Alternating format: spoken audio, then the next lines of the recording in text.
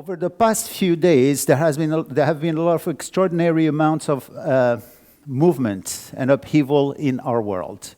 Wherever we look, individuals and nations alike seem to be undergoing a profound, actually shaking, as in Iran and Venezuela. And it can be difficult to understand exactly what is unfolding before our eyes. Yet it is precisely at this moment that we're called to turn our eyes back to God and His Word and to remember this fundamental truth. He is in charge. He is sovereign. In fact, this very truth stands at the heart of the study today in this great book of Malachi we're going to do very soon.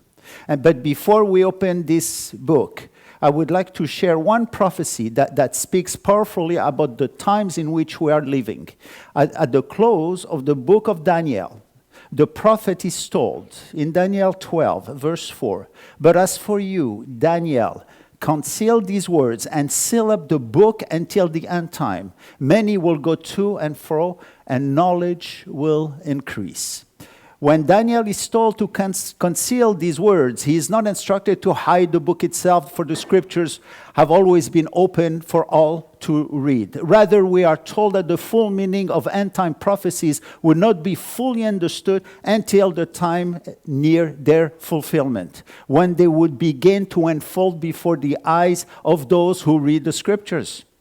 Today, nearly 2,500 years after these prophecies were given, we are truly beginning to perceive and understand them, not fully yet, but sufficiently to recognize that the very elements spoken of are taking place in our lifetime. All of this points to one clear conclusion: we are very near to His coming. It is in this context that Jesus, speaking of the end times, says that when these things begin, events will no longer unfold slowly but will accelerate rapidly, using the vivid image of the birth pangs.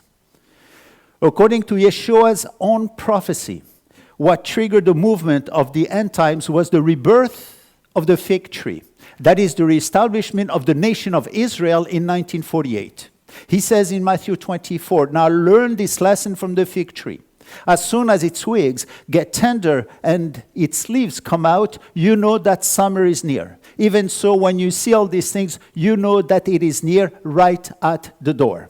So from that moment, when the fig leaves actually come out, not the fruits, but the fig leaves, the nations of the world begin to realign exactly as the prophets had foretold.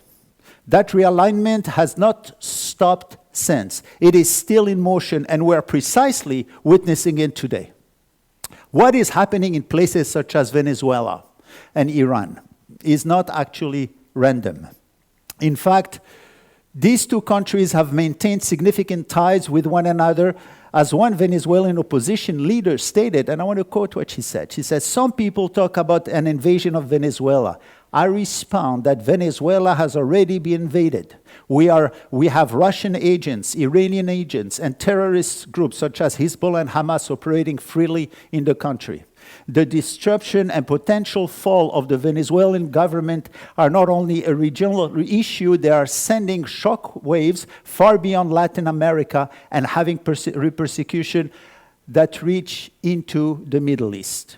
At the same time, growing unrest in Iran, marked by increasing protests, reported this morning, in fact, across the country, may push the regime to rely even more heavily on Russia, that is.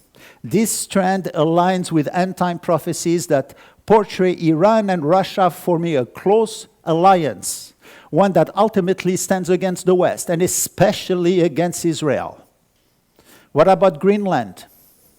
Just this past week, after the U.S. expressed interest in taking control of the territory, even by force, yesterday when a question asked by BBC, Trump said that he will take Greenland the easy way or the hard way. This raised the unprecedented prospect that one NATO nation acting against another. The Danish Prime Minister warned that such an action would effectively mark the end of NATO. Her concern is rooted in Article that is Article 5, which states that an armed attack against one member is considered an attack against all, something that would deeply fracture the alliance. From the biblical perspective, this eventually weakening and transforming of NATO will not be a surprise to us. Scriptures tells us that the final stage of history, the Western world, will no longer be represented by a broad alliance of many nations, such as the 32 nations today, but by a small number of a coalition of a small number. Both Daniel and the book of Revelation speak of a future alliance, a powerful yet reduced force of only 10 nations. This is what will come out at the end. What we are witnessing today may be part of that gradual reshaping. All of these things remind us that things do not happen by chance. The Lord directs the course of history. Soon we will revisit these end-time prophecies so we can better understand the fast movement, actually, of the world today. But have you noticed, by the way, what else Daniel says? The expression back and forth or to and fro comes from a single Hebrew word, shut, which means to roam, to move about, often in a rapid pace. This prophecy points to a dramatic increase in the end time, like Daniel says, in human movement in the last days. People will travel, relocate, and migrate from one place to another. If this includes immigration and emigration, what we are witnessing today is truly unprecedented in scale, speed, and global reach. Migration now involves almost every nation, either as a place of origin, transit, or destination. And motor transportation helps fit this picture further. You know that any moment, there are roughly 10,000 aircrafts in the air worldwide. But Daniel also says, knowledge shall increase. If this refers to prophetic understanding, we are clearly seeing things today that would not have been able to be understood 100 years ago. If it refers to general knowledge, many once thought that this pointed to the internet, and indeed, I believe it did. But today, artificial intelligence fits this prophecy even more precisely.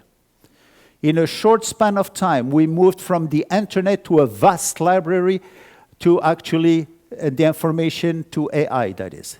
As an interactive guide, one that can summarize, compare, explain, translate, and apply information instantly. Knowledge is no longer merely stored, it is processed and used in real time. Never before has humanity had access to so much information so quickly. Truly, knowledge has increased, and is increasing day by day. Yet all of these things point to and confirm one powerful truth. God, again, is in full control. Even when the world around us appears chaotic and without direction, and it is precisely, by the way, this truth that lies at the heart of the portion of Malachi that we are about to see in Malachi chapter 1.